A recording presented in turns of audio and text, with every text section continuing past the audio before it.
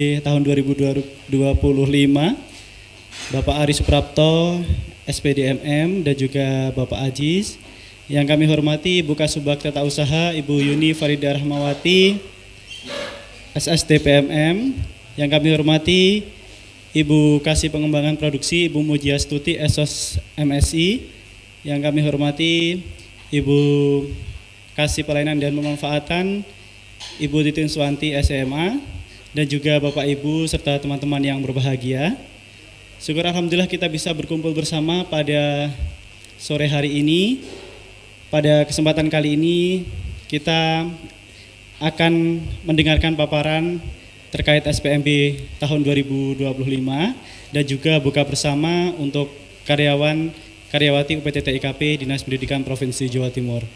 Untuk selanjutnya sambutan dan pengarahan dari Bapak Kepala UPT TIKP kepada Bapak Dr. Mustaqim SSMSI, disilahkan. Assalamualaikum warahmatullahi wabarakatuh. Alhamdulillahirabbil alamin. Wa bihi nasta'in ala umurid dunya waddin. Wassalatu wassalamu ala asrafil anbiya wal mursalin nabiyina Muhammadin wa ala alihi wa ashabihi ajma'in, amma ba'd. Yang saya hormati para pejabat eselon 4 UPT Teknologi Informasi dan Komunikasi Pendidikan, ada Ibu Kasubag TU, Ibu Kasih Produksi, Ibu Kasih Yanfaat. Yang saya hormati tim teknis SPMB UPT TIKP Dinas Pendidikan Provinsi Jawa Timur, Bapak Ibu dan saudara sekalian yang sangat saya banggakan. Puji syukur marilah kita panjatkan kehadirat Allah Subhanahu wa taala, karena pada sore hari ini kita bisa bermuajahah dalam rangka pendalaman sistem penerimaan murid baru tahun pelajaran 2025-2026. Salawat dan salam semoga tetap tercurahkan kepada Nabi Muhammad Sallallahu Alaihi Wasallam. Bapak Ibu dan saudara sekalian, kita sudah memasuki bulan Maret, ya, tanggal 10 Maret tahun 2025. Ini artinya apa? Artinya bahwa kita sudah berada pada satu tugas tahunan yang menurut kita tugas itu tidak hanya cukup berat tapi sangat berat, karena terkait dengan penerimaan murid baru. Jadi Bapak Kepala Dinas Pendidikan Provinsi Jawa Timur sudah menyampaikan bahwa PPDB yang sekarang sudah berubah menjadi SPMB ini adalah agenda tahunan yang menguras banyak pikiran dan tenaga. Oleh karena itu pada sore hari ini akan disampaikan draft yang sudah disusun oleh tim teknis, baik itu dari internal UPT TIKP maupun juga dari ITS, ya. Jadi pertemuan sudah dilaksanakan beberapa kali, ya, dalam rangka untuk menyiapkan juknis, juga mengadaptasikan antara juknis yang sudah disiapkan dengan Permendikdasmen nomor 3 tahun 2025 tentang SPMB.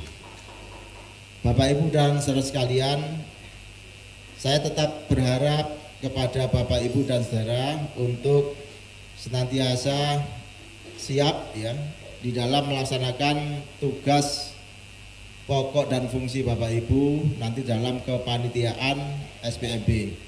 Dan saya menyampaikan banyak terima kasih karena pada tahun 2024 SPMB atau PPDB di lingkup Provinsi Jawa Timur tergolong kondusif, ya, dan ini tidak lepas dari peran Bapak Ibu di dalam pelaksanaan ya. Jadi tim yang sudah kita siapkan baik itu tim yang ada di Genteng Kali maupun tim yang ada di Jagir, alhamdulillah semuanya bisa melaksanakan tugas dengan baik, sehingga persoalan-persoalan yang kita hadapi baik itu dari masyarakat, dari calon murid baru, dari media, dari LSM dan dari manapun, alhamdulillah bisa kita atasi dengan baik.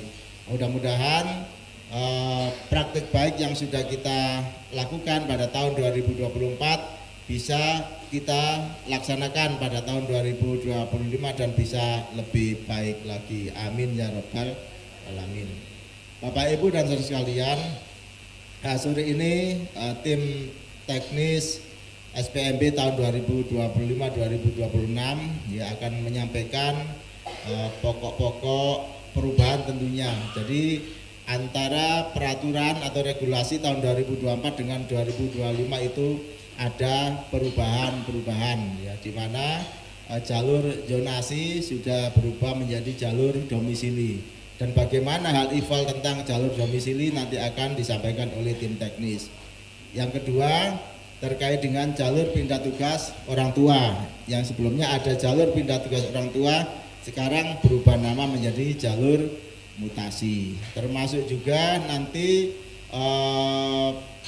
persentase dari setiap tahapan ya. Jadi afirmasi berapa persen, kemudian jalur domisili SMA, SMK berapa persen, kemudian jalur prestasi akademik berapa persen, jalur domisili mutasi berapa persen ya. Jadi menurut Permendikdasmen untuk jalur afirmasi itu minimal 30%, jalur domisili minimal 30%, kemudian jalur prestasi akademik untuk SMA minimal 30%, kemudian jalur mutasi itu maksimal 5%. Jadi ada 5% nanti insya Allah akan ditempatkan pada jalur domisili. Jadi nanti untuk jalur domisili tetap ada yang namanya domisili reguler. Domisili reguler itu nanti akan menggantikan zonasi radius ya. Kemudian ada juga domisili sebaran gitu Pak Ari ya. Jadi modelnya nanti akan disampaikan oleh Mas Ari dan kawan-kawan. Jadi pada sore hari ini kita juga nanti akan melanjutkan dengan berbuka puasa bersama. Jadi anggap saja ini adalah pengajian ya. Jadi ini pengajian menjelang berbuka puasa. Ya, topiknya adalah pengajian tentang SPMB. Ini sama dengan tolabul ilm ya. Jadi pengajian agama juga tolabul. Ini juga pengajian agama. Karena apa? Karena ketika Bapak Ibu memahami sistem PPDB, insya Allah nanti juga akan memperoleh pencerahan-pencerahan untuk menenangkan masyarakat di dalam kegiatan SPMB tahun 2025. Demikian Bapak Ibu yang dapat saya sampaikan, dan mohon izin setelah saya buka nanti saya mohon izin untuk turun ke lantai 1 dan insya Allah nanti akan bergabung lagi karena ada hal yang perlu saya selesaikan. Demikian, mari kegiatan pada sore hari ini kita buka dengan bacaan Bismillah. Bismillahirrahmanirrahim. Wabillahi taufiq wal hidayah. Wassalamualaikum warahmatullahi wabarakatuh. Bapak Ibu hadirin yang berbahagia, selanjutnya marilah kita simak bersama paparan Juknis SPMB tahun 2025 oleh Bapak Ari Suprapto SPDMM. Kepada beliau disilahkan.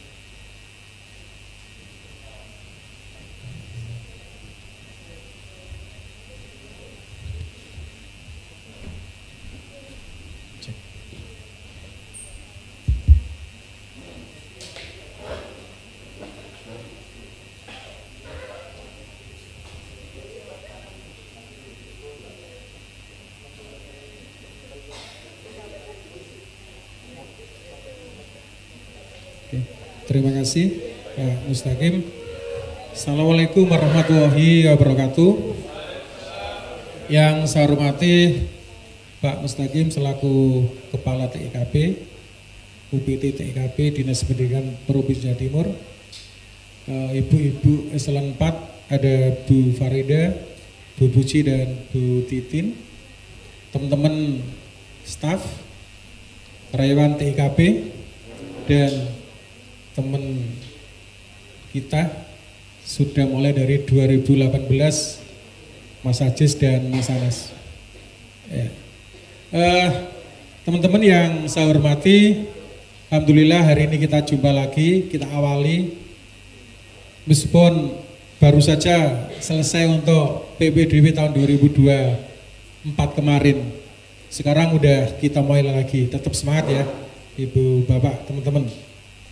Nah, tadi disampaikan oleh Pak Mustaqim bahwa tahun 2025-2026 ini istilah di dalam PPDB ada beberapa perubahan Ibu Bapak. Yang pertama mungkin adalah landasan. Kalau sebelumnya kita menggunakan landasan Permendikbudristek nomor 1 tahun 2021 dan sekarang udah dicabut, diperjelas dengan pedoman yaitu nomor 47/M/2023.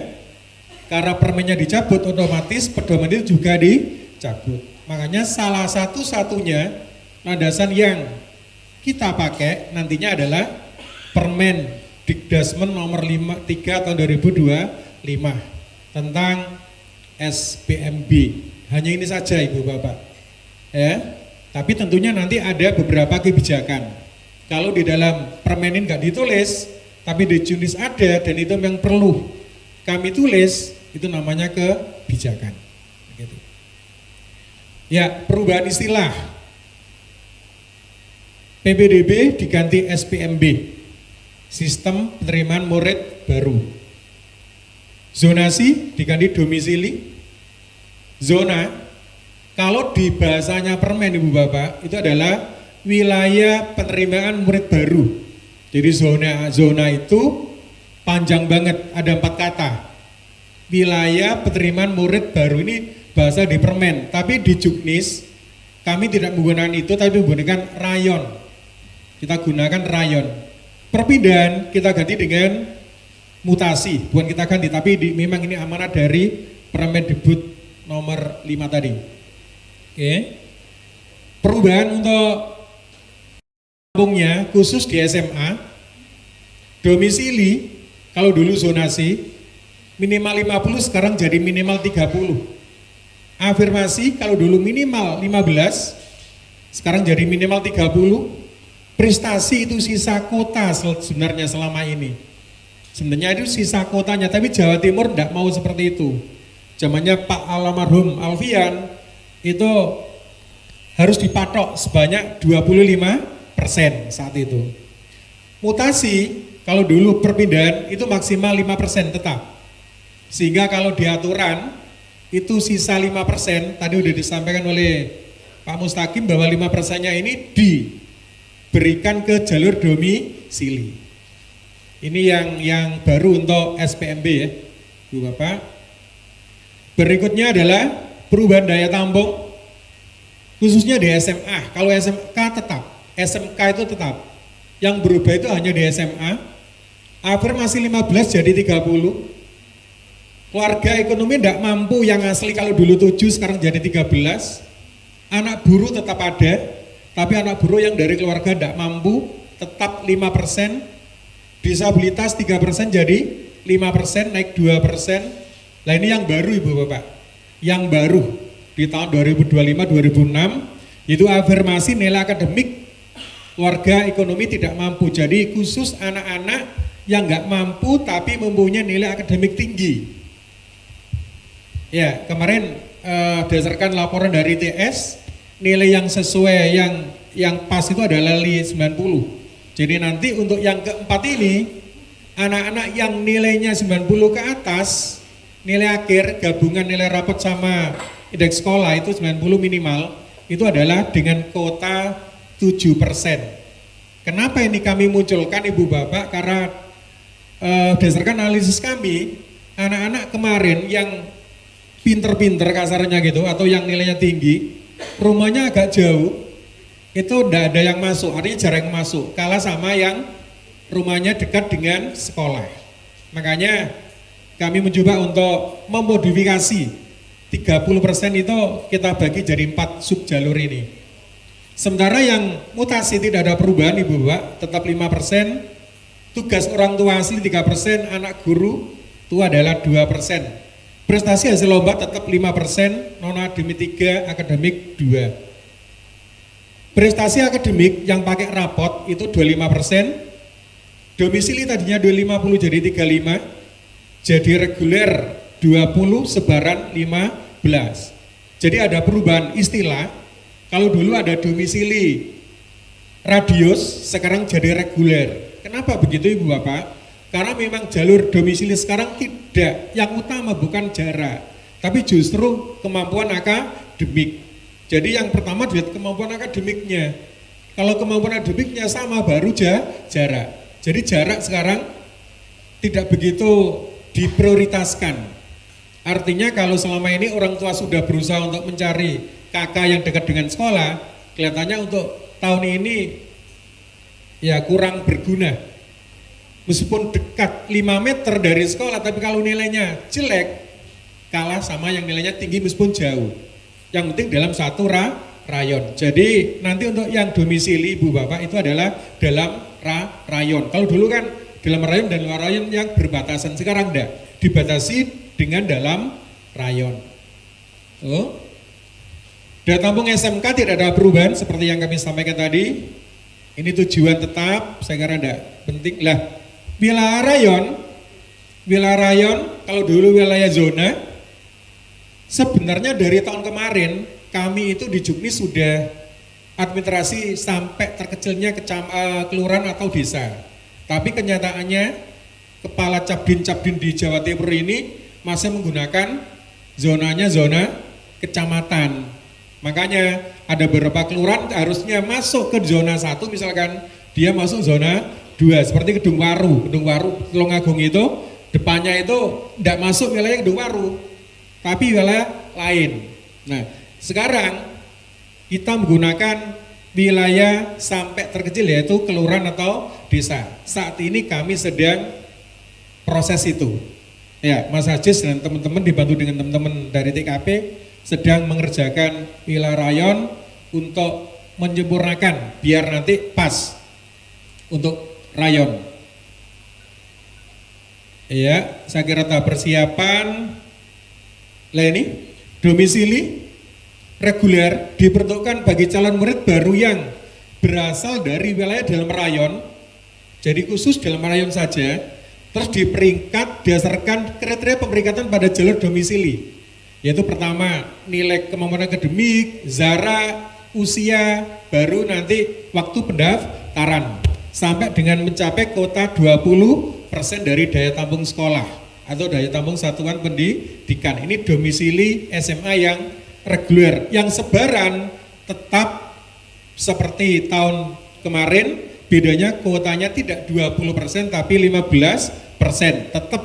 Jadi 15%-nya ini dibagi merata ke kelurahan desa yang satu dalam rayon, satu wilayah rayon gitu. Oke. Untuk tahap persiapan berikutnya saya kira ini tidak perlu, karena apa? Sekarang kita sedang menganalisis ajuan dari tiap-tiap sekolah. Intinya maksimal 36 per rombel. Jumlah rombel dalam satu sekolah kelas 10 plus 12 itu 36 untuk SMA, SMK 72 sesuai dengan Permendikbud tentang standar pengelolaan. Ya, ini sosialisasi seperti tahun-tahun sebelumnya. Ya, saya kira tidak perlu, ini langsung ke jadwal ini. Jadwal untuk pelaksanaan. Pra pendaftaran ini urusannya SMP, tapi Ibu Bapak karena selaku panitia di tingkat provinsi otomatis 19 Mei sudah mulai ada di tempat tugasnya masing-masing. Kalau di call center ya call center, kalau di helpdesk ya helpdesk. Mulai tanggal 19 Mei sampai dengan 31 Mei. Ini adalah untuk entry verifikasi dan pembetulan nilai rapot. Terus pengambilan PIN-nya yang dilakukan secara mandiri oleh siswa 2-13 Juni. Baru nanti datang ke sekolah sesuai dengan sistem yang direkomendasi sistem atau terdekat itu 2-14 Juni. Ini di sekolah.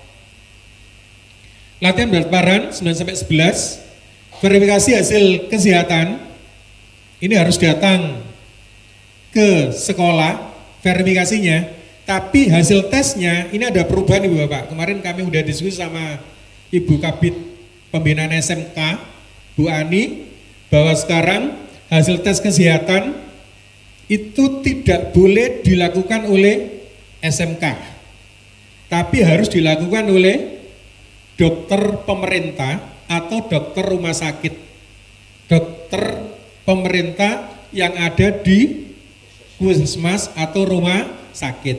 Itu nanti baru yang memverifikasi.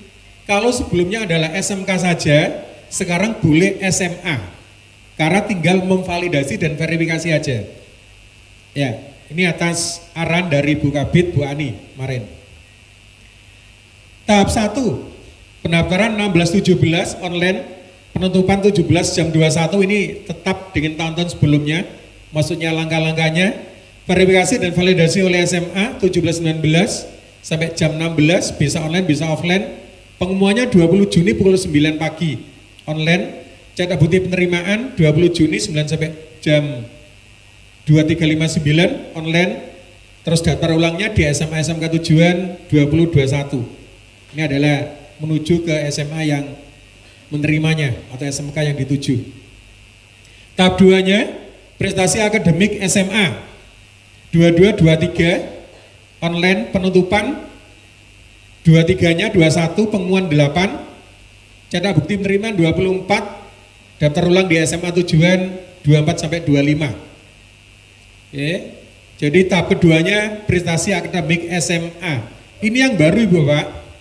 Domisili SMA SMK digabung. Jadi mengirit 1 minggu.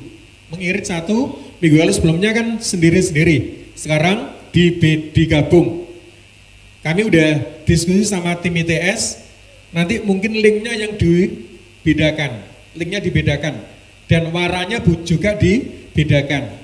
Kalau dijadikan satu seperti tahun-tahun sebelumnya, 2020, 21, 22, itu banyak siswa yang salah pilih SMA, salah SMK, SMK salah SMA. Itu yang terjadi. Untuk itu tahun ini linknya dibedakan, SMA sendiri, SMK sendiri. Harapannya untuk mengurangi kesalahan. Tapi kalau tetap salah, ya memang nemen gitu ya. Oke, ini pendaftaran 26-27 Juni, penutupan 27, pengumuman 28, cetak bukti penerimaan oleh calon murid baru 28, daftar ulang di SMA SMK tujuan 20 dan 30. Ini kalau nggak salah Sabtu dan Senin.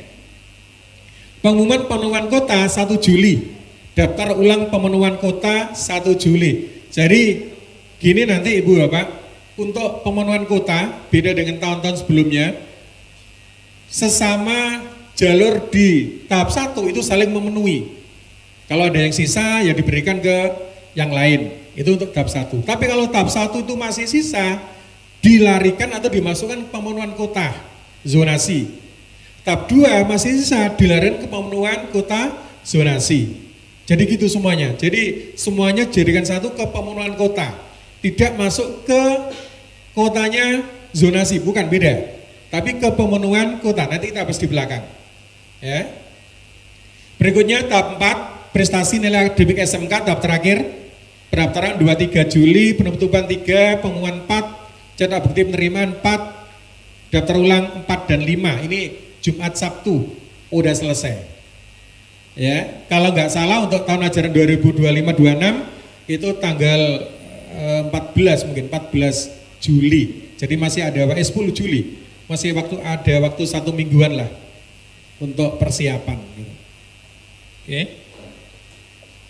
Tahap dan jalur tadi udah kami sampaikan, yang digabung adalah tahap 3 online untuk domisili SMA SMK yang digabung. Jadi tidak ada tahap 5. Tidak ada tahap 6, apalagi tahap 6. Ya. Oke. Berikutnya ada beberapa satuan pendidikan yang bukan atau tidak ikut SPMB, tidak ikut dalam sistem terbaru yang di Jawa Timur yaitu SPK. Ini tidak ikut. Satuan pendidikan Indonesia di luar negeri, kalau tahun sebelumnya ikut Ibu Bapak, tapi sekarang tidak ikut. Jadi untuk lulusan luar negeri itu tidak bisa daftar di SPMB Jawa Timur. Bukan Jawa Timur aja, ini Indonesia. Ini di permennya seperti itu. Jadi tidak bisa. Gimana nanti? Yo, harus sekolah dulu di sana atau di Indonesia baru bisa pindah. Pindah bukan semester 12 atau semester 6 ya, atau genap di kelas 12. Tapi pindahnya nanti adalah di semester 2, 3, 4, dan 5. Itu yang bisa. Jadi kalau kepingin masuk ke sekolah reguler di Indonesia atau di Jawa Timur khususnya, harus melalui jalur pindah, bukan jalur SPMB. Satu pendidikan khusus, yaitu SLB, satu pendidikan yang menyelenggarakan program khusus. Ya, beda ya. Pendidikan khusus itu SLB contohnya, tapi kalau program pendidikan khusus itu contohnya SMA olahraga. Jadi ada kekhususan program di sana. SMK 12, SMKN Maritim, dan SMKN 5 Malang. Terus SMA berasrama, tambah satu lagi Bu Bapak, ada Seman 2 Taruna Pamong Praja di Kabupaten Bojonegoro. Oke. Berikutnya adalah satu pendidikan layanan khusus, itu SMA terbuka. Kalau sebelumnya yang kita tulis hanya SMA Kepanjen saja, ternyata ada 2 SMA yang lain, yaitu SMA Rejo Tangan dan SMA 4 Kota Kediri. Ini yang SMA terbuka. Dan SMA Blank Spot ini adalah SMA Negeri Masa Lembu. Tapi ini bukan urusan kami Bu Bapak, bukan urusan kita, tapi urusan yang menyelenggarakan satuan pendidikan SMA terbuka. Persyaratan ini yang selama ini mungkin Bapak Ibu di call center maupun di helpdesk banyak tantangan. Yang satu tidak ada perubahan, umurnya tetap maksimal 21 per 1 Juli 2025, harus lulus SMP, ya, buktinya ijazah atau SKL. Kalau belum keluar SKL-nya ya boleh menggunakan surat keterangan kelas 9 atau kelas terakhir. Karena ambil PIN-nya kan tanggal 2. Ambil PIN tanggal 2 itu harus sudah syarat-syaratnya harus ada, makanya menggunakan surat keterangan kelas 9. Persyaratannya lain, yang bisa adalah lulus tahun 2025 atau sebelumnya. Nah ini yang baru Bapak, yang baru yang saya dikasih warna biru ini. Kalau kemarin tidak ada, artinya ada secara umum. Sekarang kita jelaskan juga di dalam Juknis. Nanti lulusan SMP atau bentuk lain sederajat sebelum tahun 2025 dengan ketentuan tidak sedang sekolah di satuan pendidikan SMA baik negeri maupun swasta. Jadi mereka boleh daftar di SPMB-nya SMA atau SMK Jawa Timur tahun 2025 jika tidak sedang sekolah saat ini. Ya, tidak tercatat sebagai murid aktif di Dapodik atau EMIS, dibutuhkan dengan surat pernyataan orang tua dari calon murid baru. Ini yang baru. Ya. Jadi kalau kemarin secara umum, tapi sekarang kita jelaskan juga syarat-syaratnya apa. Nah, nanti dalam sistem itu udah disediakan daftar nama anak-anak yang sudah sekolah di SMA atau SMK. Jadi nanti sistem akan, kalau anak ini masih aktif di Dapodik atau sedang sekolah di SMA SMK, maka tertolak Ibu Bapak di sistem itu akan tertolak. Nah, nanti akan ditanyai, kalau kepingin sekolah lagi kelas 10, maka harus mundur dulu dari SMA itu atau SMK itu, harus mundur dulu. Kalau udah mundur kan keluar dari Dapodik otomatis. Itu maksudnya, ya. Oke. Ini tetap nomor 5, nomor 6 kakak tetap Ibu Bapak, kakak tetap dengan tahun-tahun sebelumnya. Oke. Lah ini yang baru. Kondisi lain ini yang baru, ini ada di Permen Dikdasmen. Meninggal dunia tahun kemarin ada, bercerai tahun kemarin ada.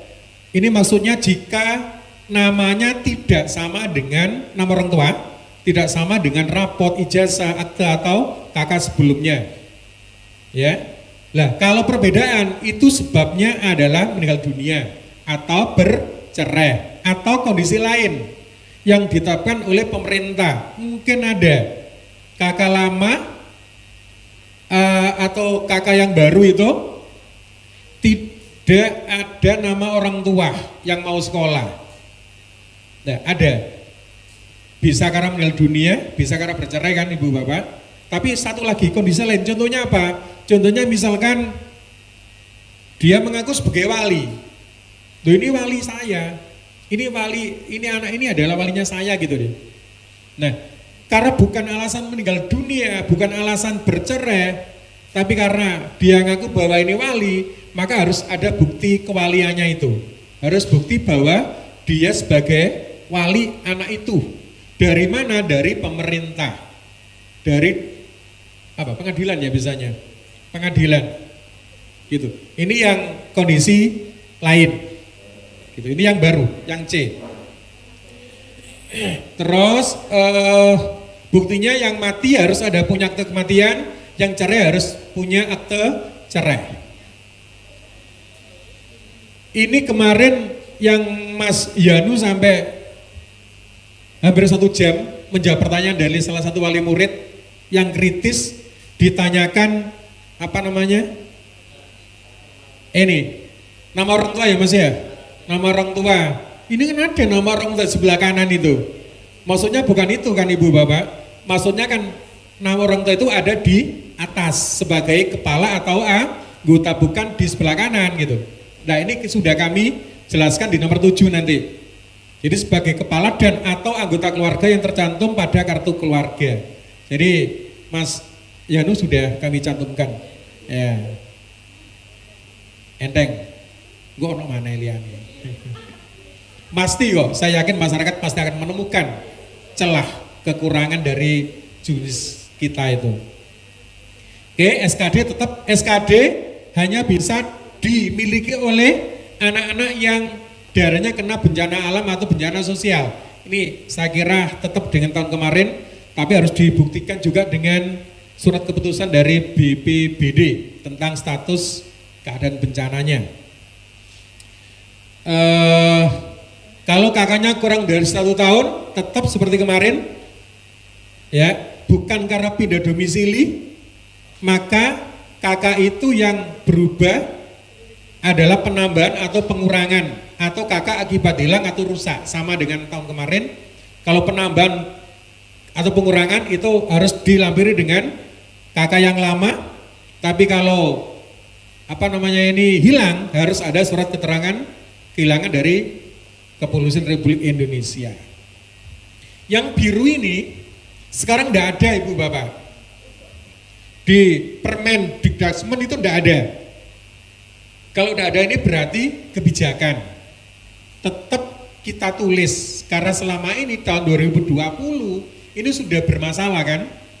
Jadi bagaimana jika hal perubahan data KK dalam kurun waktu kurang dari 1 tahun karena perpindahan domisili. Kan ini yang selama ini jadi masalah. Tahun kemarin enak ada cantolannya, yaitu ada di pedoman persejian itu, tapi sekarang nggak ada ternyata. Kami cari-cari nggak ada. Tapi kemarin kami sudah diskusi sama atasan bahwa ini masih diperbolehkan. Jadi tetap dengan tahun sebelumnya bahwa kakak ini masih bisa dipakai dengan catatan yang pindah adalah seluruh anggota keluarga. Buktinya apa? Kakak lama. Pokoknya harus ada kakak lama. Gitu. Ini yang kakak baru tapi berpindahan domisili. Hal yang baru yang warna biru untuk lembaga pondok tetap kita pakai Ibu Bapak. Ya, karena gubernur kita masih Bu Khofifah. Ya. Jadi ini dulu memang kebijakan dari Bu Khofifah. Lah, kita tambahin 1. Kalau selama ini hanya SKD dari lembaga, surat izin atau surat keputusan pendirian lembaga, Ditambah satu lagi yaitu surat pernyataan tanggung jawab mutlak dari pimpinan lembaga. Ini kita tambahi satu lagi. Kami udah komunikasi sama Pak Yudi dari tim ITS. Nah ini kalau bisa ada tempat untuk mengunggah yang C ini. Ya. Karena ini memang kemarin disalahgunakan, dari tahun ke tahun ini disalahgunakan. Pondok loh padahal, kiai padahal. Ya, mungkin tahu cara untuk minta ampun. Ya. Gitu. Tapi ini tetap nanti kalau misalnya tetap masih disalahgunakan, tambah lagi gitu ya. Sampai 5 atau berapa gitu. Yang jelas untuk sementara tadi C aja sampai C. Gitu. Terus surat-surat ini paling singkat 1 tahun sebelum tanggal pendaftaran. Ya. Ini tetap asesmen ini yang baru tadi bahwa calon murid baru satu pendidikan SMK yang memiliki konsentrasi keahlian tertentu wajib menyerahkan hasil tes kesehatan yang dilakukan oleh dokter puskesmas atau rumah sakit pemerintah pada saat pelaksanaan pengalian PIN di SMA atau SMK yang terdekat. Oke, ini adalah untuk syarat-syarat tahap 1, 2, 3, 4 tadi udah kami sampaikan. Ini jalur SPMB jenjang SMA. Nah ini yang penting Ibu Bapak nanti. Jadi ada afirmasi 30%. Jadi ada anak buruh, keluarga anak mampu, ada keluarga anak mampu sendiri, ada nilai akademik dari keluarga anak mampu, terus penyandang disabilitas. Dalam luar rayon berbatasan, tetap dengan tahun kemarin masih sama. Ya, pilihan satu sekolah, hanya satu sekolah, artinya boleh dalam rayonnya atau di luar rayon yang berbatasan. 2, mutasi orang tua 5%, sama dengan tahun kemarin, yaitu dalam rayon atau luar rayon yang berbatasan, pilihan satu sekolah. Prestasi hasil lomba 5%, dalam rayon, luar rayon, kabupaten, kota berbatasan. Bedanya, kalau ini hanya antar batas rayon saja, tapi kalau ini batasnya sampai kabupaten, kota. Artinya anak Surabaya boleh milih di Gresik atau Sidoarjo. Anak Sidoarjo boleh milih di Surabaya, Gresik atau Mojokerto. Jadi gitu. Oke. Pilihan satu sekolah. Nilai prestasi akademik 25%. Ini yang berubah juga. Tahun sebelumnya 50% nilai rapot, 30% di sekolah, 20% itu nilai akreditasi. Di Permendikbud akreditasi tidak boleh. Nah, tidak boleh.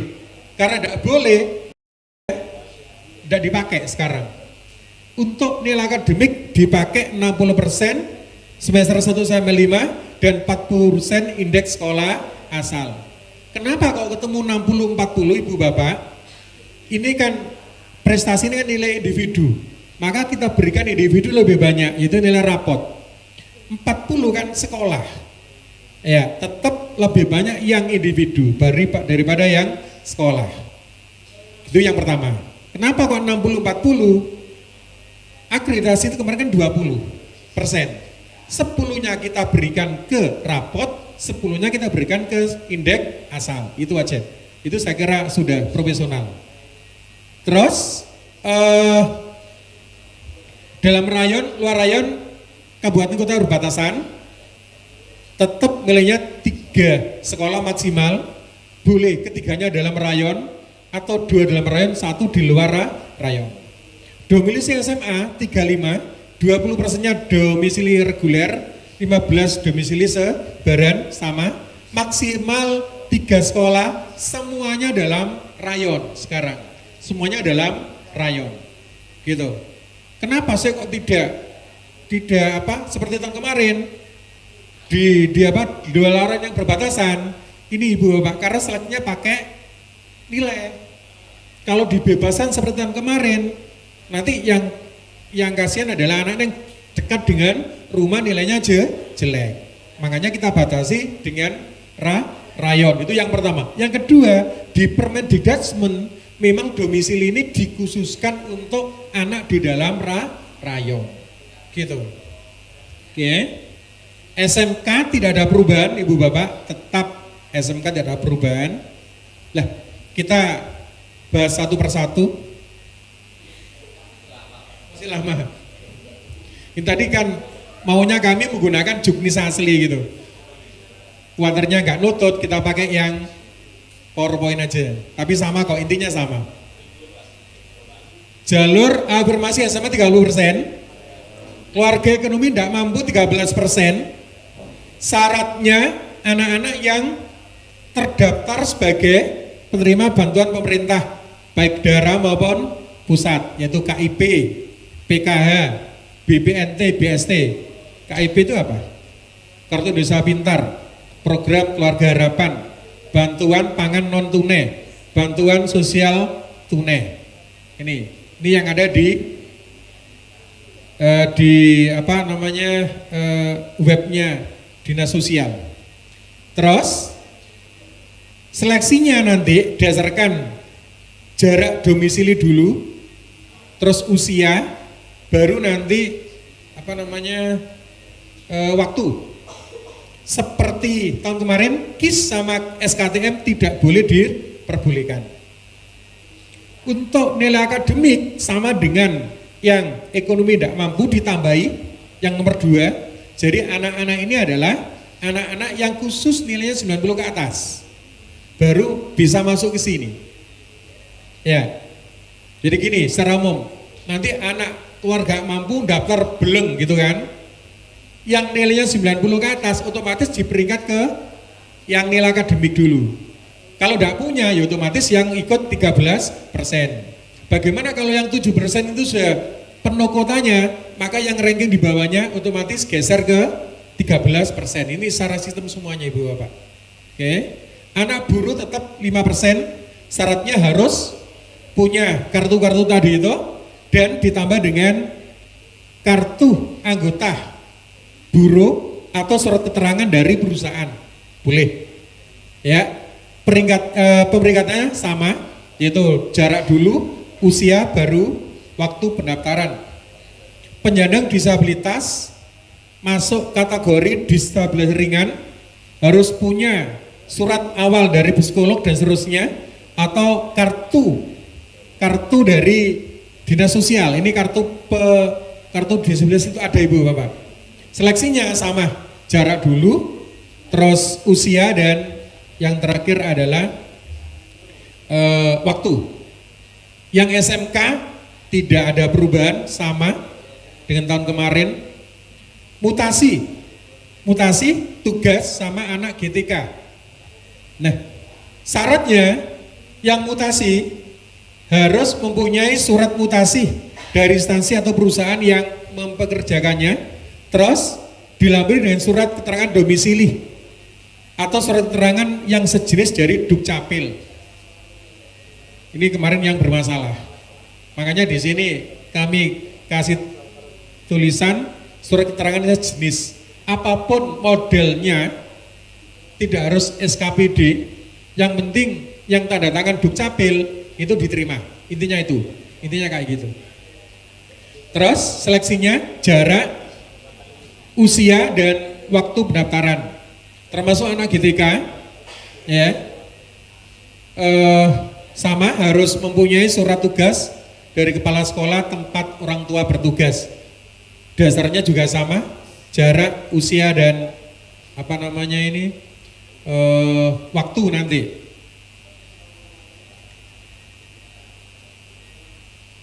Prestasi lomba, ini syarat-syarat yang lain, sama saya kira.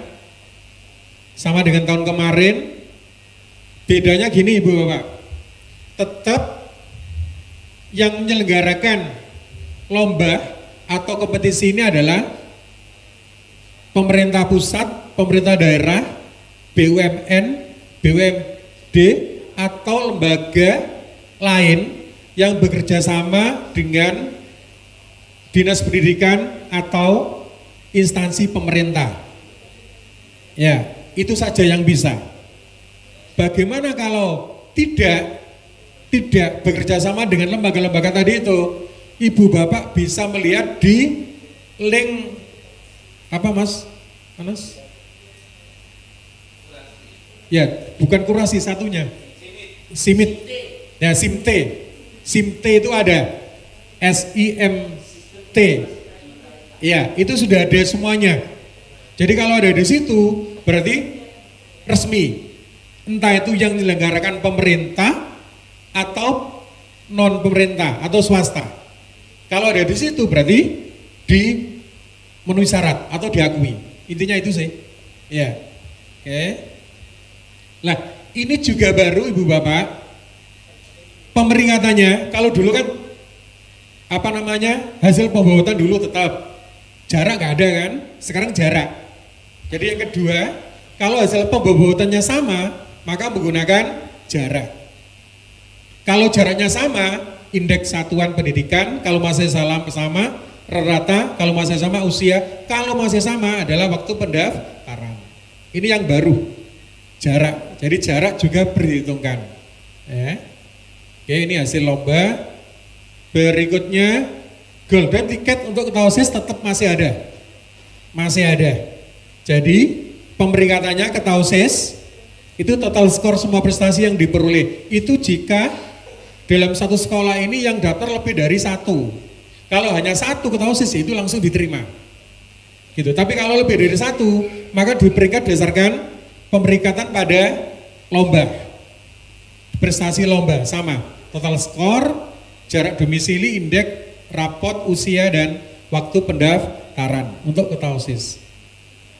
Berikutnya adalah Hafidz, sama.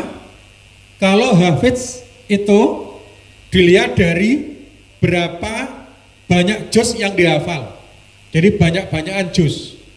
Ya, kalau juznya sama yang dihafal, maka diberikan berdasarkan seperti pemerikatan pada lomba. Gitu. Oke. Skornya sama dengan tahun-tahun sebelumnya.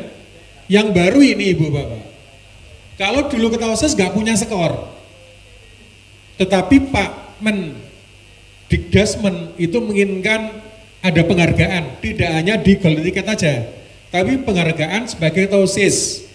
Maka Ketausis itu kita hargai 8 untuk Ketausis tingkat sekolah, sama dengan non akademik tapi yang tidak berjenjang individu, ya, di kabupaten.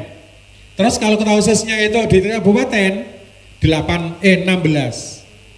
Jadi sekarang punya skor.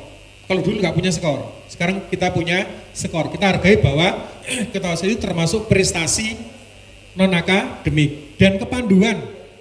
Kepanduan itu di permen juga ada Ibu Bapak. Kepanduan itu berarti ketuanya pramuka di sekolahan atau ketua pramuka di kabupaten itu juga. Tapi ketua kepanduan itu bukan masuk golden ticket. Golden ticket itu hanya di Ketausis saja atau Hafidz atau menghafal kitab suci. Ya, tapi kepanduan bukan golden ticket. Ya, golden ticket hanya Ketausis. Ya, kalau kepanduan kan pemilihannya kan nggak kayak Ketausis, ya. Tapi kita hargai kalau anak itu ketua kepanduan di tingkat sekolah maka dapat nilai 8, gitu ya. Kalau kemarin kan nggak ada, kemarin harga peragaan. Oh ikut jambore ke tingkat nasional itu berapa gitu kan? Jambore tingkat provinsi berapa gitu aja. Sekarang untuk ketuanya, khusus ketuanya kita kasih skor. Hafidz sama seperti kemarin. Ini Ibu Bapak nilai prestasi akademik SMA 25, SMK 65, nilai raport 60%, indeks sekolah asal atau satu pendidikan sekarang bahasanya 40%. Mapelnya tetap ada 7 mapel, ya. Terus untuk indeks sekolah tetap nanti akan kami sampaikan saat sosialisasi ke sekolah-sekolah, terhadap sekolah-sekolah maksud kami. Oke. Terus pemerikatannya nilai akhir itu apa? Ya ini 60%, nilai rapot 40%, indeks satuan pendidikan. Terus baru jarak. Kalau masih sama dua hal ini, indeks satuan pendidikan. Kalau masih sama, rata-rata tiap mapel mulai dari A sampai G. Kalau sama baru waktu pendaftaran. Gitu. Saya kira ini sudah cukup sampai ini udah habis. Oke, sekarang tentang pemeringkatan. Khusus nilai jalur informasi yang keluarga anak mampu tapi nilai akademiknya tinggi. Ya, jadi gini, untuk jalur afirmasi keluarga anak mampu dan jalur afirmasi nilai akademik keluarga anak mampu, ini aturan sebagai berikut.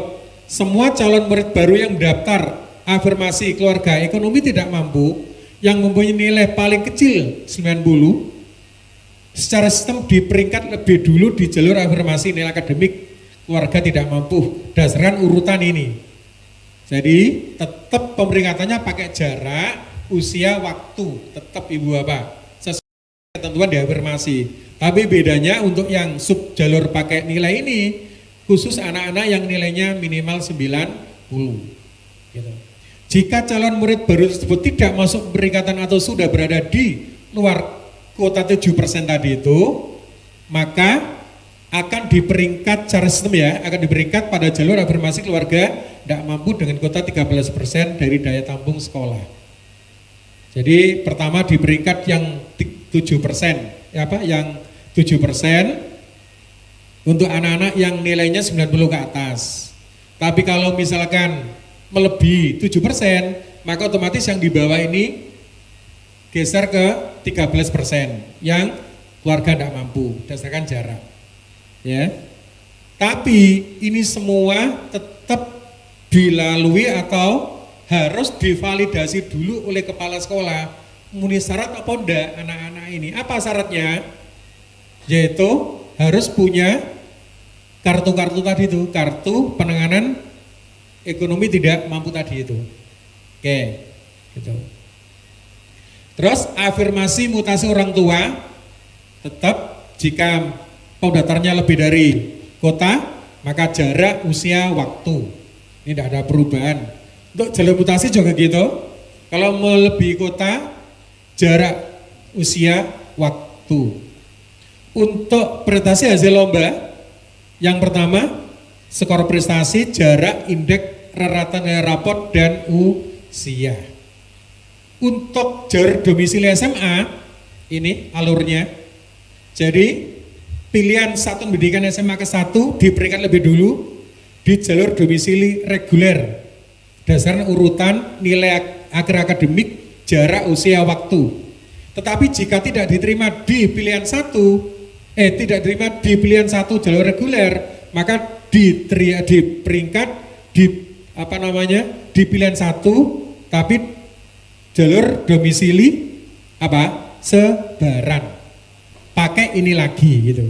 Tapi kalau tidak diterima di SMA pilihan 1, maka diikutkan di pilihan kedua. Diberikan berdasarkan A dan B lagi. Jadi ini semuanya sistem.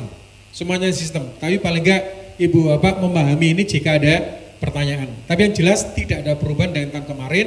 Hanya bedanya radius diganti reguler, ditambahi dengan yang paling utama adalah nilai akhir akademik, yaitu yang 60% rapot, 40% indeks sekolah. Untuk SMK tidak ada perubahan Ibu, tetap. Untuk akademik SMA ya sama dengan domisili karena pilihannya itu 3, maka secara sistem alurnya adalah diberikan dulu di pilihan 1 SMA 1 dengan kuota 20%. Ya, dengan kuota 20%, itu sudah ya? Sudah lah ini. Untuk yang akademik SMA, di SMA ke-1 diberikan dulu, nilai dulu, jarak, indeks, urutan ini, baru waktu pendaftaran. Jika tidak diterima di pilihan 1, maka diberikan pilihan 2 dengan pakai urutan ini lagi. Jika tidak diterima di pilihan kedua, maka diberikan di pilihan ketiga dengan urutan ini lagi. Jadi seperti itu untuk prestasi akademik SMA. SMK sama, jadi bedanya kalau di SMA itu milih sekolahnya, tapi kalau di SMK milih konsentrasi keahlian di SMK mana. Itu bedanya di situ. Nah ini pemenuhan sisa kuota tahap 1. Jalur afirmasi, mutasi, dan prestasi hasil lomba. Sisa kuota jalur mutasi dimasukkan ke dalam kuota jalur prestasi hasil lomba dan atau jalur afirmasi sesama tahap 1. Sisa kuota jalur afirmasi dimasukkan ke dalam kuota jalur prestasi hasil lomba jalur hasil lomba dimasukkan ke jalur afirmasi. Kenapa di sini tidak ada kalimat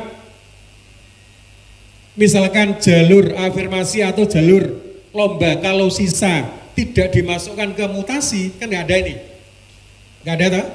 Tapi mutasi kalau masih sisa bisa masuk ke lomba maupun afirmasi. Tapi tidak ada di sini, dimasukkan ke mutasi tidak ada. Memang di Permendikbudristek tidak ada yang seperti itu. Jadi di Permendikdasmen itu jika ada sisa di jalur mutasi itu bisa dimasukkan ke dalam afirmasi, prestasi maupun pindah tugas, afirmasi, prestasi maupun domisili. Jadi makanya di sini kami tidak memasukkan ke mutasi. Kami tidak memasukkan ke mutasi. Tetapi kalau tahap 1 ini kok masih ada sisanya, bukan dimasukkan ke kota domisili, bukan. Misalkan domisili 50, tetap 50. Tapi dimasukkan ke kota pemenuhan pagu domisili. Ada lagi nanti jalurnya setelah daftar ulang domisili. Nanti ya.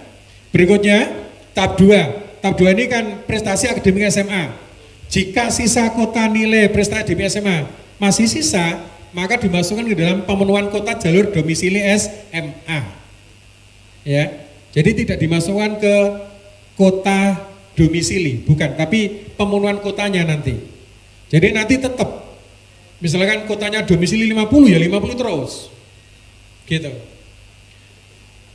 Tahap 3, jalur domisili SMA SMK. Sisa kota jalur domisili SMA dimasukkan ke dalam pemenuhan kota jalur domisili SMA. Sisa kota jalur domisili SMK dimasukkan ke dalam pemenuhan kota jalur domisili SMK. Nah, SMA kan habis sudah. SMA udah habis, selesai. SMK kan masih ada tahap 1, tahap keempat, yaitu jalur prestasi nilai akademik SMK. Nah, nanti setelah pemenuhan kota jalur domisili SMK kok masih ada sisa kota, maka kotanya dimasukkan ke dalam jalur nilai prestasi akademik SMK. Jadi gitu. Ini alur untuk pemenuhan sisa kota SPMB tahun 2025-2026. Ya, jadi seperti ini Pak Ibu. Jadi tidak mengubah kota masing-masing jalur, tidak mengubah. Ya. Kalau tahun sebelumnya kan mengubah, makanya bingung ini kok bertambah, ini berkurang gitu. Jadi sekarang enggak. Oke. Pengumuman seperti biasa. Ya, ini saya kira tidak ada pertanyaan. Mungkin yang daftar ulang ini mungkin yang perlu kita bahas. Daftar ulang dilakukan oleh calon murid baru yang telah diterima di satuan pendidikan. Daftar ulang dilakukan untuk memastikan statusnya sebagai murid pada satuan pendidikan yang bersangkutan dengan menyerahkan fotokopi dan menunjukkan aslinya sesuai dengan persyaratan. Misalkan ijazah, SKL, KK gitu. Satuan pendidikan menyelenggarakan daftar ulang bagi calon murid baru yang lolos sesuai jadwal yang ditentukan. Dalam hal terdapat calon murid yang dinyatakan lolos pada jalur afirmasi, mutasi, prestasi, nilai prestasi akademik untuk SMA dan domisili SMA SMK, namun tidak melakukan daftar ulang atau mengundurkan diri sehingga berdampak pada timbulnya kota daya tampung, maka kota daya tampung diisi melalui mekanisme pemenuhan kota. Jadi sisa kota itu ada dua kemungkinan. Sisa kota memang nggak ada pendaftarnya di jalur yang awal itu, atau bisa juga tidak ada siswa yang tidak daftar ulang atau mengundurkan diri, maka sisanya dilarikan ke pemenuhan kota. Tuh. Berikutnya, dalam hal terdapat calon murid yang dinyatakan telah lolos dan melakukan daftar ulang, mengundurkan diri dan atau ditolak karena tidak memenuhi syarat, maka kepala satuan pendidikan wajib untuk melapor ke Dinas Pendidikan melalui SPMB secara online sesuai dengan batas waktu yang telah ditentukan. Ini berarti bagiannya kepala sekolah. Jadi nanti di waktu-waktu akhir setiap jalur itu kepala sekolah harus klik di sistem itu. Kalau diterima klik terima, kalau ditolak klik tolak. sehingga jelas yang ditolak berapa, diterima berapa. Apa? Karena ini hubungannya sama pemenuhan kuota. Dalam hal terdapat calon murid yang dinilai lolos namun tidak melakukan daftar ulang dan alasan apapun dan pihak satuan pendidikan sudah berusaha untuk menghubungi calon murid baru yang bersangkutan sampai dengan batas waktu yang telah ditentukan sehingga berdampak pada timbulnya kuota daya tampung serta pihak satuan pendidikan sudah melakukan penolakan pada aplikasi SPMB, maka daya tampung diisi melalui mekanisme pemenuhan kuota. Ini sering terjadi juga, banyak anak yang diterima tapi nggak daftar ulang, alasannya macam-macam. Tapi untuk tahun ini di Juknis jelas dinyatakan lolos namun tidak daftar ulang dan alasan apapun. Dan pihak satuan pendidikan ini yang penting, pihak sekolah sudah berusaha untuk menghubungi calon murid yang bersangkutan sampai dengan batas waktu yang telah ditentukan. Kalau kemarin kan masih ada harapan itu, tergantung sekolahnya mau terima apa enggak, tapi sekarang enggak. Kalau daftar ulang, sekolah sudah berusaha untuk menghubungi, ya kan, sampai batas waktu, ternyata kok masih tidak daftar ulang, maka sudah selesai. Anak ini berarti tidak bisa sekolah sudah. Jadi kami perjelas sekarang.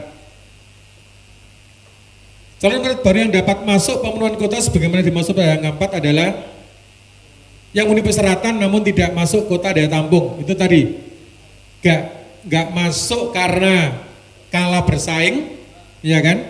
Itu gak masuk karena kalah bersaing. Artinya memenuhi persyaratan. Mekanisme pemenuhan kuota sebagaimana pada angka 4 itu menggunakan jalur domisili. Jadi pemeringatannya menggunakan domisili. Yaitu pertama apa? Kemampuan akademik, jarak, usia, waktu pendaftaran. Pilihannya menggunakan pilihan jalur domisili 3 maksimal. Daftar ulang tidak dipungut biaya dan seterusnya. Sanksi ini kami tambahi di sini. Jenis dan bentuk sanksi akan disesuaikan dengan peraturan perundang-undangan. Jadi pelanggarannya apa, jenisnya apa, bentuknya berat apa enggak. Oke, terima kasih. Sudah. Oke, Bu Bapak, terima kasih. Waktunya buka. Pas jam 5. Oke, ini draft Juknis, Ibu Bapak ada berapa halaman nih? 145 halaman. Ditambah dengan lampiran Mas Ajis, ya. Terus hal yang baru nanti,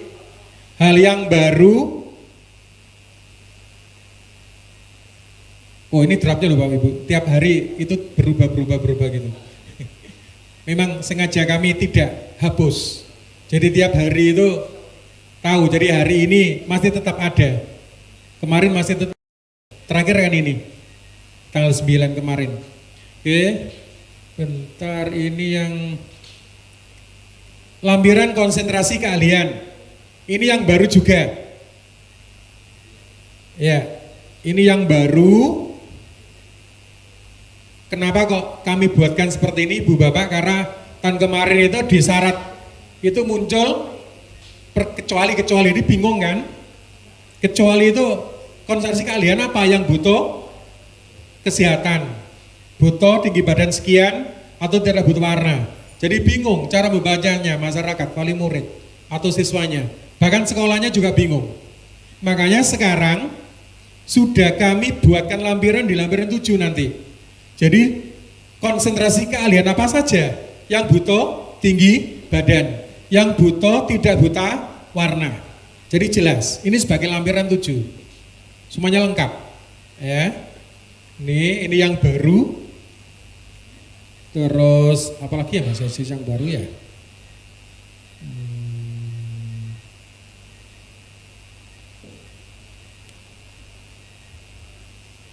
Apa Mas Aziz?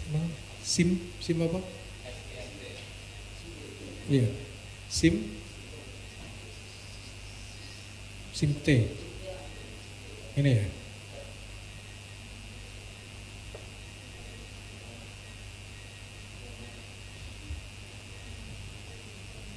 Ini SIM T ini sistem informasi manajemen talenta. Ini udah permennya ini Mas Ajis.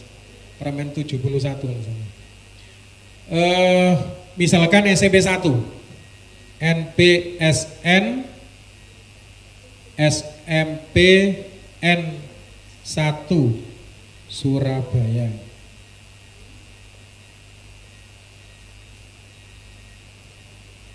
Ini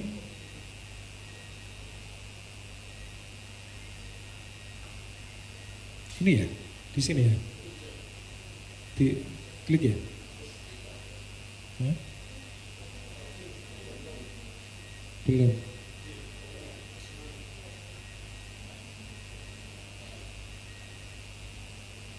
Loh kok kamu tempelin di?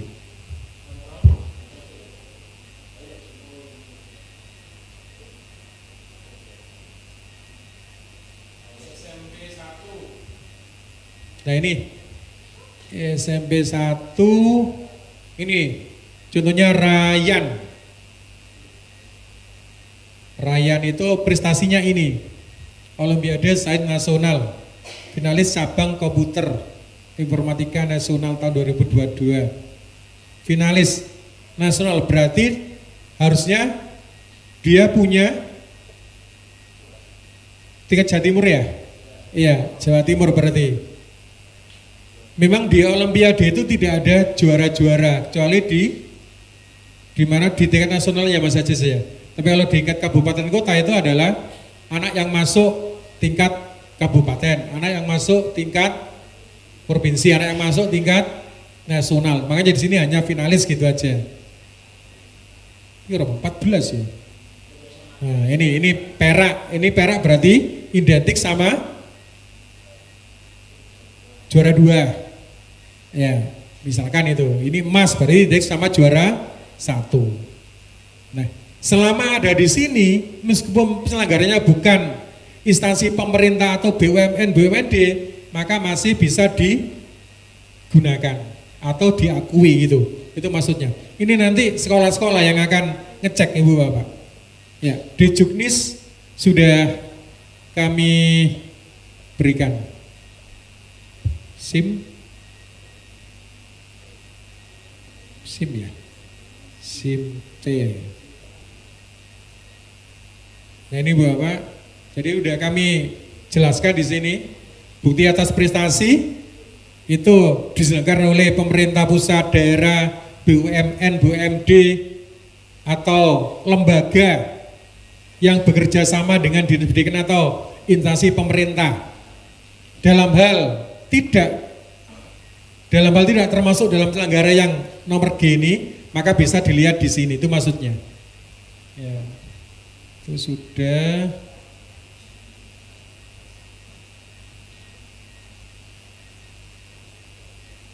Dalam seleksi jalur prestasi hasil lomba kepala staf pendidikan, jadi gini, meskipun ada SIM T itu, sekolah tetap wajib memverifikasi.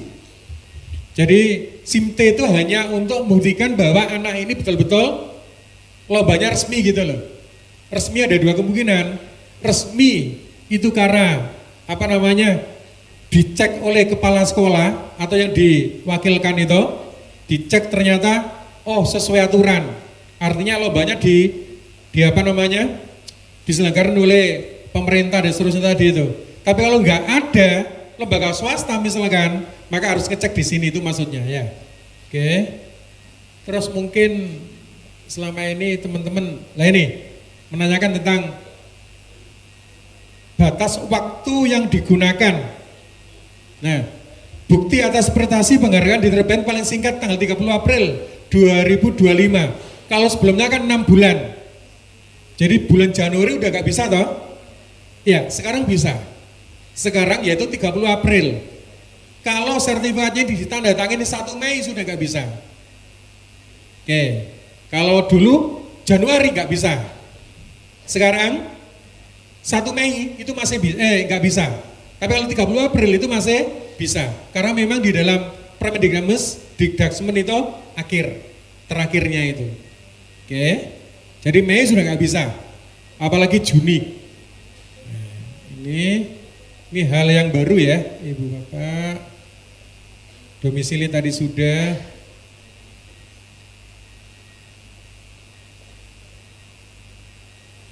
Ya, Saya kira itu cukup karena waktunya buka puasa. Siap-siap. Ya, kami kembalikan ke Mas Yanu. Monggo Mas Yanu. Baik, terima kasih.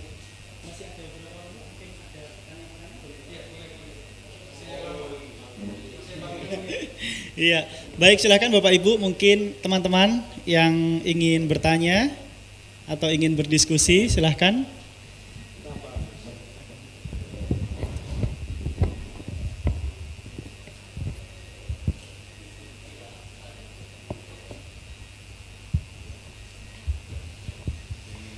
Ini saran saja, karena ini ada sesuatu yang baru dan ini rentan terhadap protes masyarakat, yaitu tentang domisili.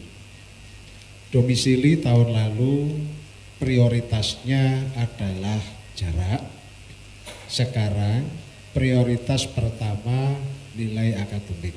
Nah, ini nanti tim yang berada di garda depan itu harus benar-benar menguasai.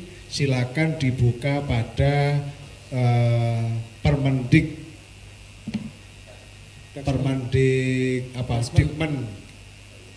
Permendikdasmen pasal 43 ayat 3 itu harus dipegang teguh, harus apal itu.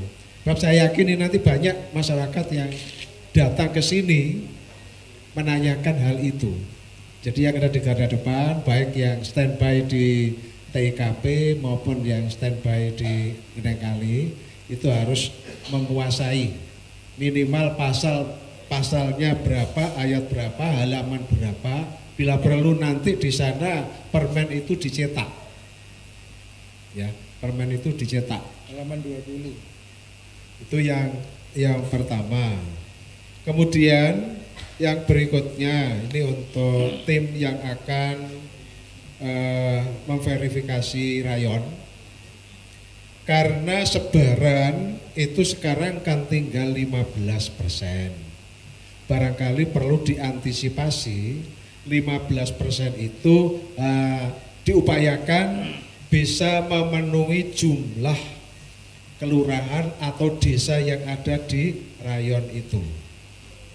Misalnya di Surabaya itu ada misalnya daya tampung paling kecil itu kan SMA 1.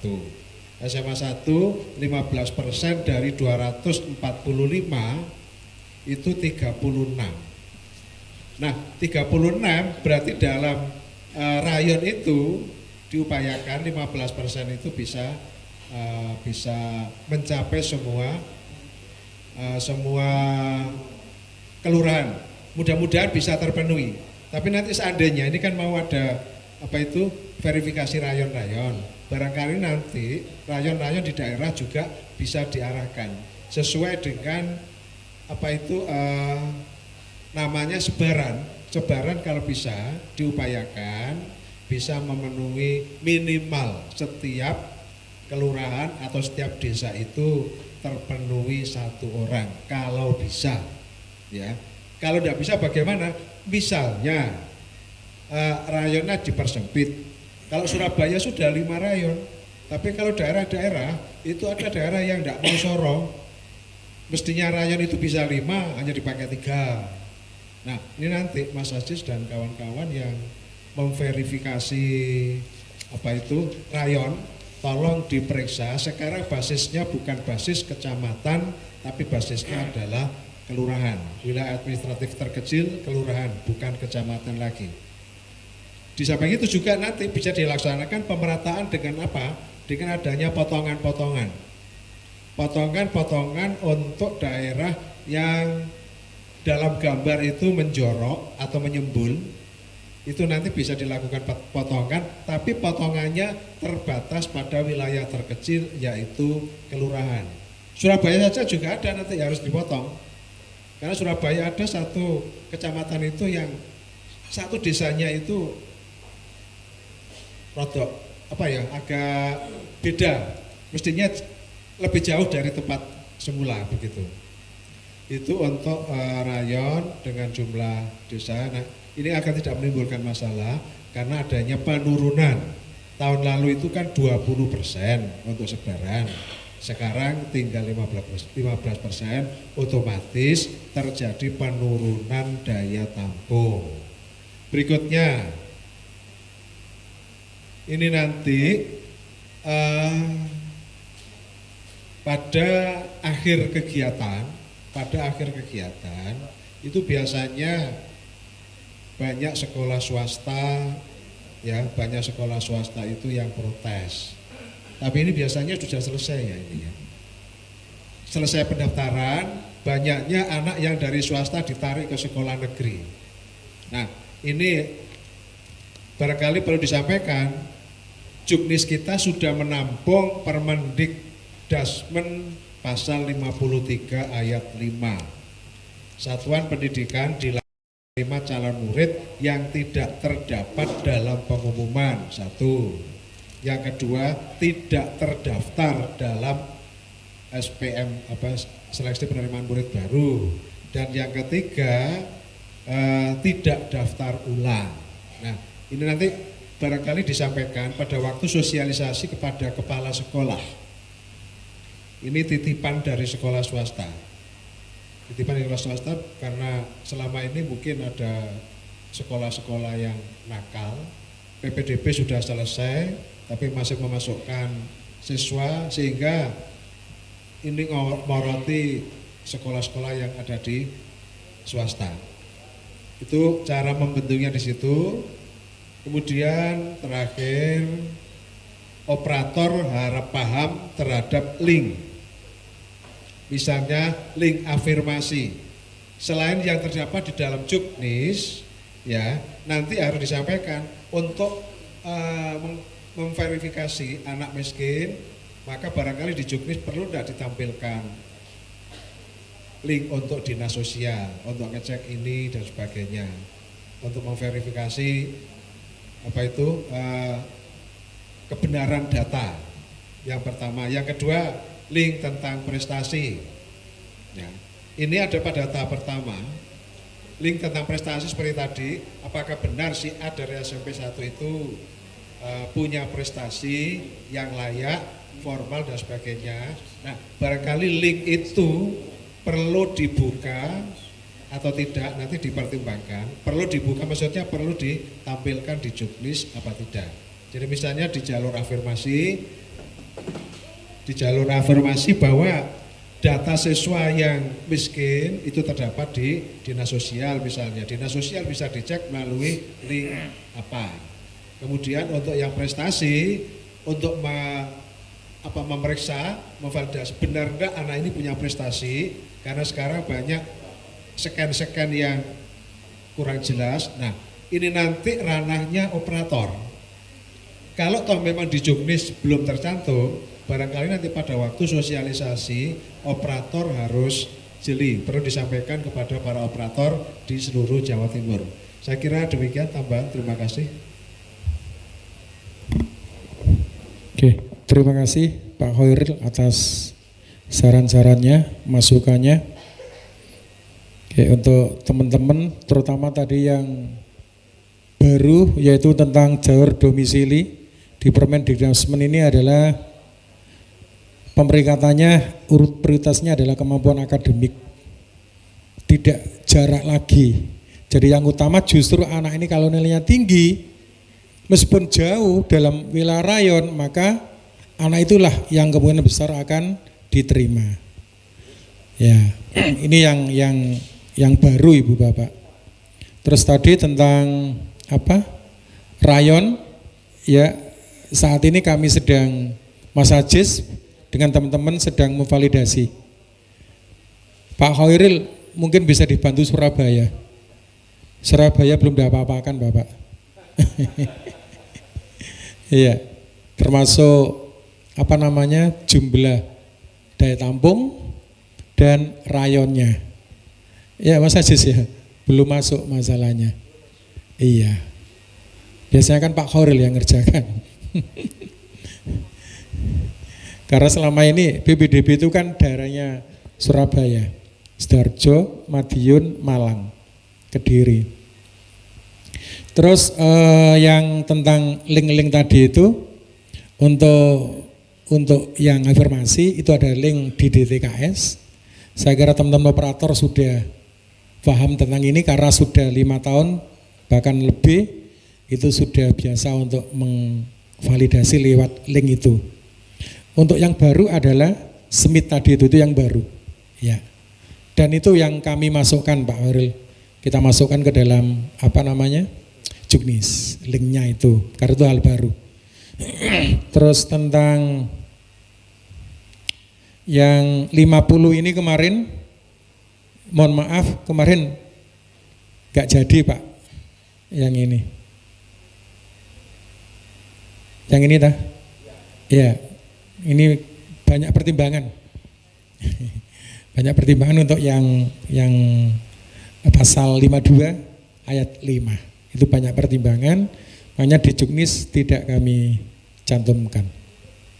Ya, untuk yang lain terima kasih atas masukan dan sarannya. Monggo dari teman-teman yang lain.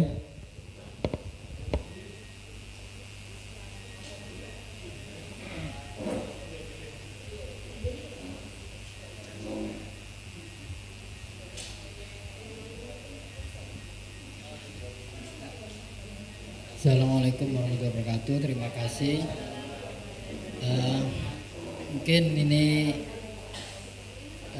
kita di frame pelayanan ya, terutama di helpdesk.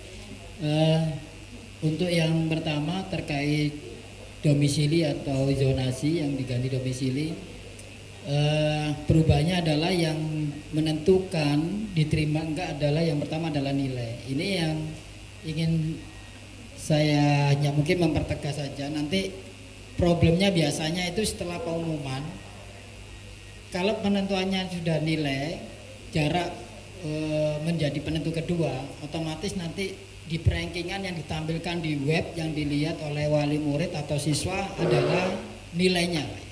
Nilai sama jarak. Ya, itu berarti ditampilkan dua ya. Nilainya. Kalau tahun kemarin kan hanya jarak, nilainya tidak ditampilkan. Nah ini mungkin menjadi perhatian kita untuk mengantisipasi terjadinya protes-protes, supaya kita dalam memberikan penjelasan ke masyarakat ini harus tegas dan harus jelas. Jadi nanti yang ditampilkan di halaman web pengumuman perankingan adalah ada dua, jarak dan nilai.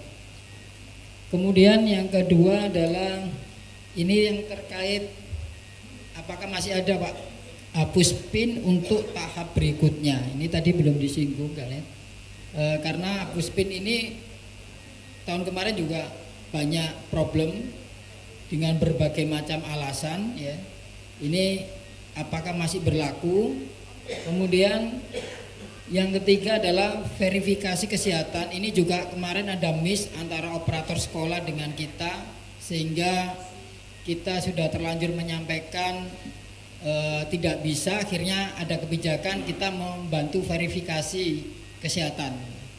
Sehingga kemarin ada yang masyarakat yang diinformasikan tidak bisa, terlanjur pulang, kita mau mengupdate info bahwa itu bisa dilakukan, itu juga kesulitan sampai kita berupaya mencari data kunjungan dengan menelpon satu-satu ya. Ini apakah untuk verifikasi kesehatan yang tadi disinggung ini kita di pelayanan apakah masih diberi kewenangan atau sudah 100% diserahkan ke sekolah seperti desain awal? Ya. Kemudian yang terakhir ini terkait kuota sebaran yang sempat disinggung tadi oleh Pak Khair tadi, memang benar Pak, ada tahun kemarin ada yang kuota di kelurahan yang memang tidak dapat, kuotanya 0, jadi dia merasa kayak dirugikan gitu. Memang ini menjadi protes buat mereka ke kita. Ini kita kan tidak bisa menjawab karena ini sudah menjadi ketetapan untuk kuota pembagiannya itu berdasarkan yang 15% kalau sekarang, kalau kemarin 20. Itu pun kadang-kadang tidak mengcover seluruh jumlah kelurahan sebarannya, sehingga ada kelurahan yang tidak dapat jatah. Ini juga menjadi, mungkin itu Pak yang bisa saya sampaikan. Terima kasih. Nggih, terima kasih Pak Munir. Yang pertama tentang pengumuman untuk jalur domisili. Nanti yang jalur domisili reguler di sistem akan ditampilkan nilai sama jarak.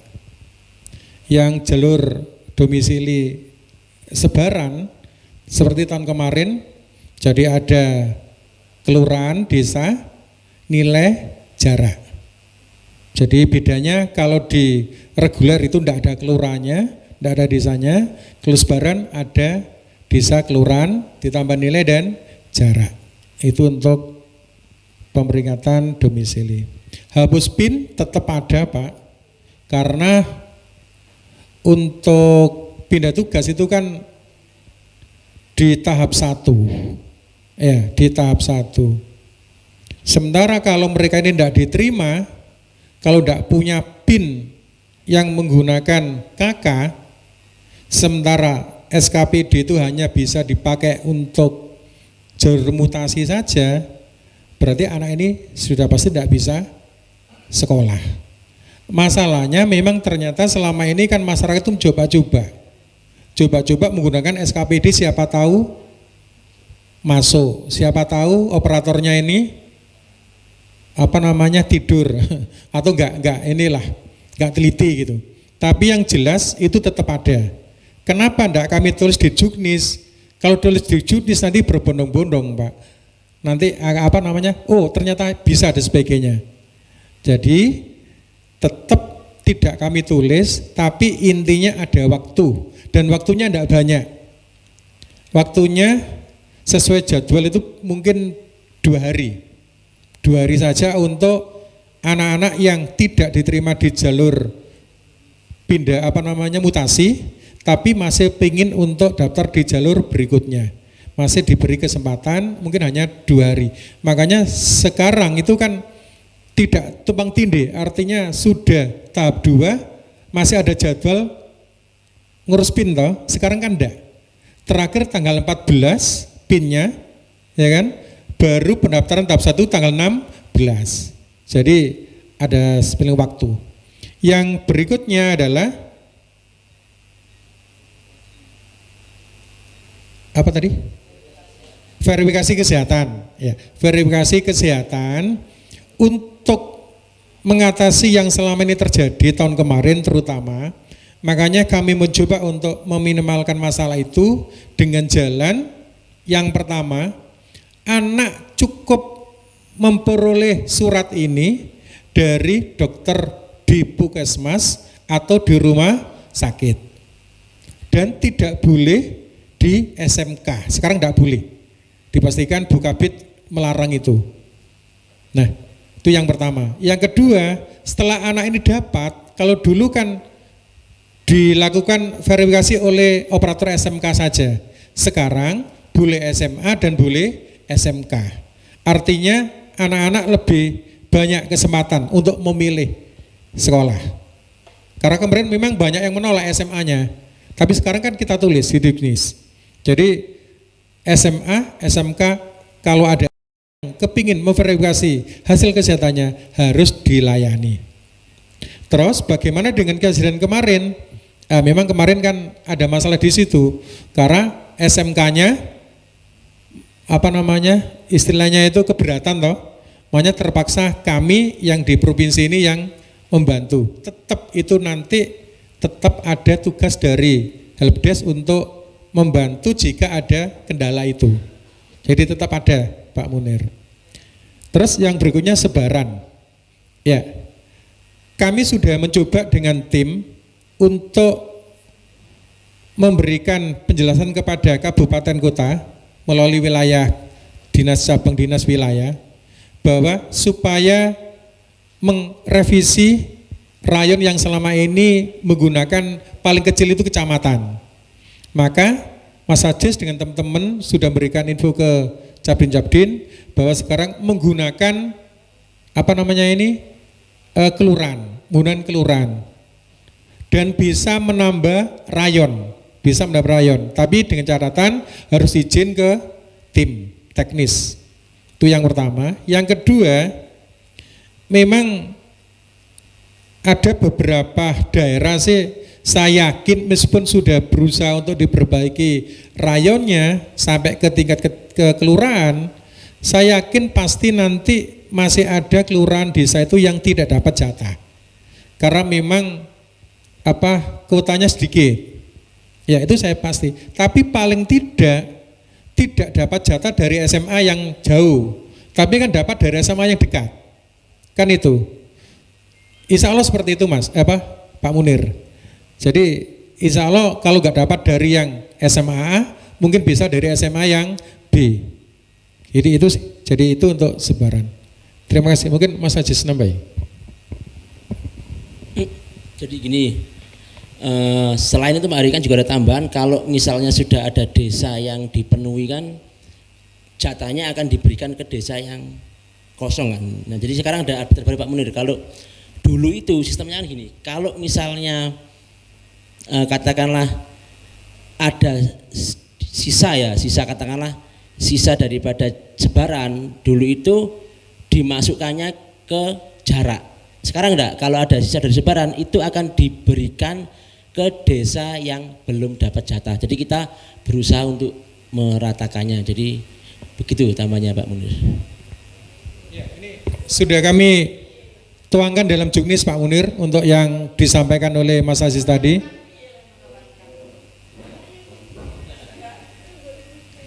Ini tadi yang disampaikan Mas Aziz sudah kami tulis dalam bentuk juknis. Dalam hal kota jalur domisili sebaran satuan pendidikan SMA di salah satu sebagian kelurahan belum terpenuhi, maka kota diberikan ke kelurahan desa yang tidak dapat kota sebaran berdasarkan jarak terdekat dengan satu pendidikan tujuan sebelum pengumuman pemeringkatan. Jadi misalkan nanti ditutup pengumumannya jam 9, ya kan? Maka antara waktu ditutup sampai dengan jam 9 pagi itu, ini sistem akan mengolah desa-desa yang tidak ada pendaftarnya tapi ada jatah.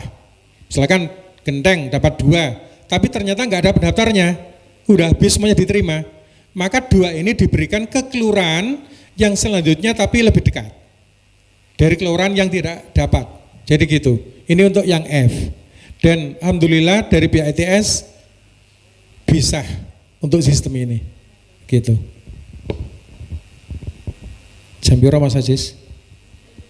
5:30. Izin Pak, satu pertanyaan dari saya, mungkin ini ya. keresahan saya saja. Ini mungkin saya terpikir yang ketika zonasi itu kan diganti domisili ya Pak ya. Sedangkan pemahaman saya kalau domisili itu kan tempat tinggal. Dalam artian belum tentu tempat tinggalnya sama dengan kakaknya. Nah, nanti tolong gimana saya jawabnya ya Pak ya, ketika ada orang yang ini kan sekarang jalurnya domisili, saya kok pakai surat domisili kok nggak bisa, itu tolong Pak, itu cara jawabnya seperti apa Pak, narasinya gitu.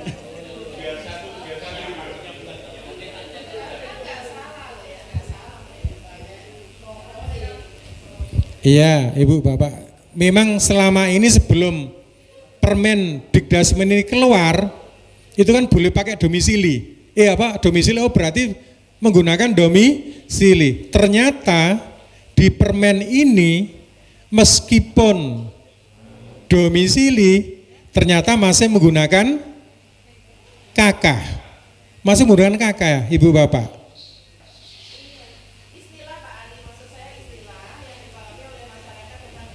Iya.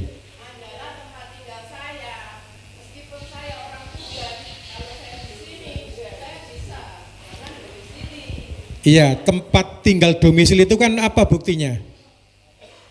Buktinya kan KK itu kan?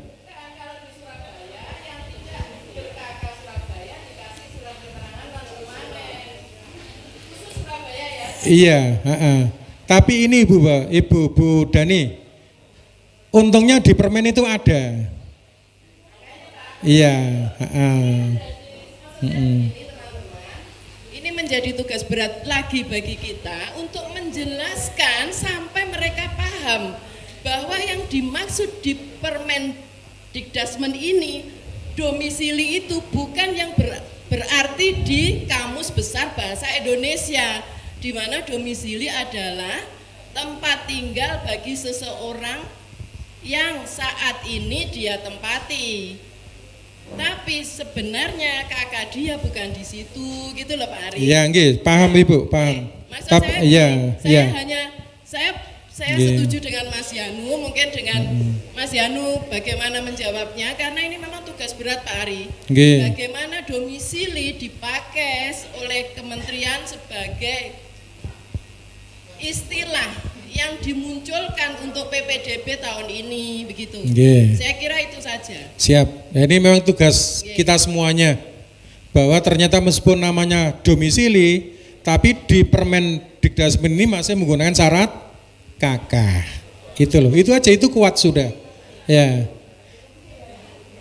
Lah, surat keterangan domisili itu hanya digunakan jika terjadi bencana alam atau bencana sosial, tetap seperti tahun sebelumnya. Jadi ibu bapak kalau menjawab, ya udah pakai dasar hukum aja, udah itu kuat sudah. Tidak usah dikasih penjelasan yang lain, tambah orang ini akan mengejar terus. Ya, gunakan aja pasal 17. Ya, kalau dia masih ngeyel tentang pengertian domisili menurut apa tadi? Kamus Besar Bahasa Indonesia. Ini ada Pak Khairil ini. Guru besar bahasa Indonesia. Ya kan? Iya. Gitu. Gitu sih Ibu Bapak. Pokoknya gini, nanti saat menjawab memang dasarnya adalah juknis atau Permendikdasmen. Itu aja udah. Ngeyel ya udah biarkan. Ya. Itu. Terima kasih. Mungkin Pak Khairil menambahi tentang Kamus Besar Bahasa Indonesia.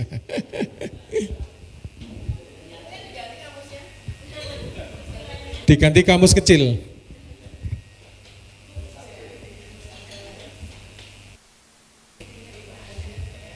Jadi gini Bapak Ibu, tadi sudah saya sampaikan, nanti petugas yang akan melayani para tamu itu harus punya pegangan, satu juknis, yang kedua bila ini permen ini dicetak Pak, permen ini dicetak, ya. Ketika ada orang bertanya, ya, maka kita tidak perlu banyak argumen daripada nanti salah, langsung aja tunjukkan ini loh Pak, pasal sekian, ayat ini berbunyi seperti ini. Nah. Kenapa? Masyarakat awam kadang-kadang itu hanya melihat dari definisi yang ada. Nanti Bu, mereka sekarang Mbak Meta sudah bisa bicara Bu. Mana Bu? Udah ada tadi. Iya. Oh di sana. Alenggon. Bu Dani, nanti banyak masyarakat itu yang akan bertanya, kalau ingin membantah, mereka akan bertanya pada Mbak Meta. Nah, di Meta memang domisili itu adalah tempat tinggal di mana seseorang berada. Tetapi yang dimaksud domisili dalam pasal ini harus dibuktikan dengan alat bukti yang kuat. Alat bukti yang kuat itu adalah kartu keluarga.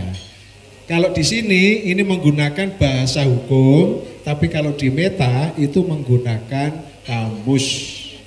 Ya, jadi sekali lagi nanti tolong yang ada di meja-meja baik yang di Genteng Kali maupun yang ada di di TIKP itu pegangannya minimal 2. Bila perlu dicetak yang banyak, setiap orang bisa baca.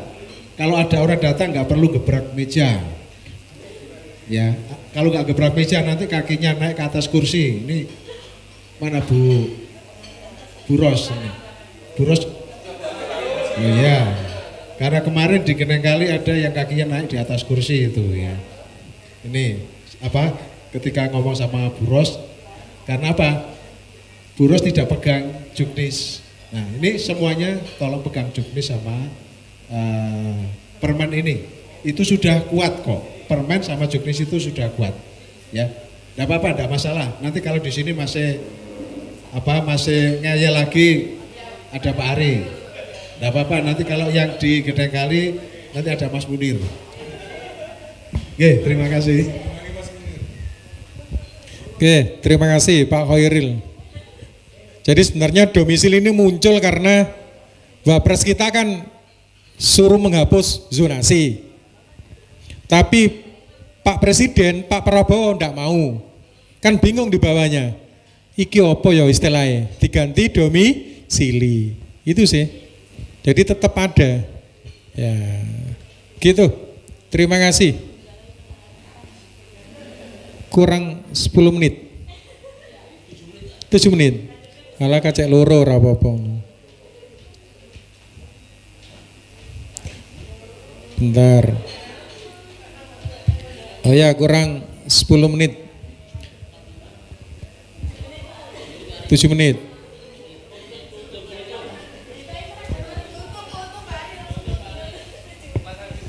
Mas Ajis yang kultum. Oke, sing kopiani. Oke, saya kira sudah, Mas. Oke.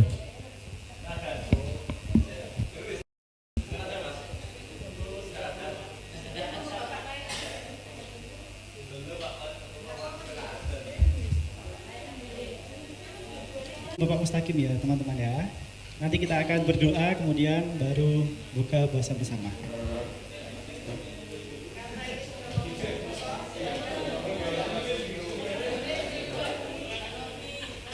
Ya, makasih Bapak Ibu,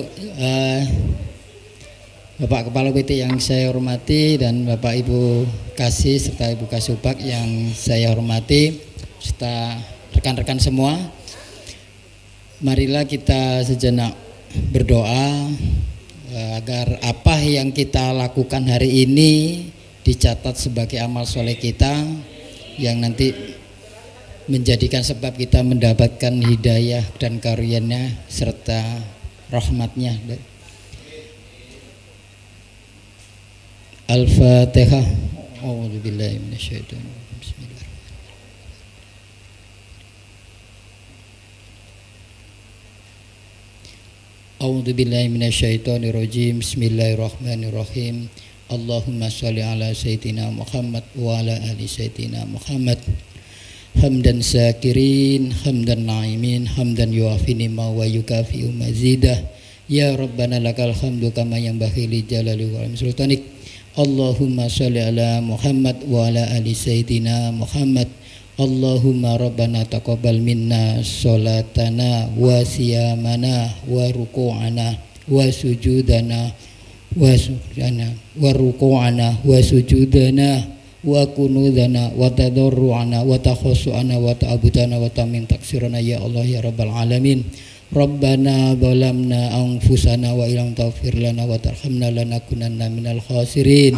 Rabbi firli wa liwalidayya kama rabbayani shaghira. Rabbi firli wa liwalidayya kama rabbayana shaghira. Rabbi firli wa liwalidayya kama rabbayana shaghira.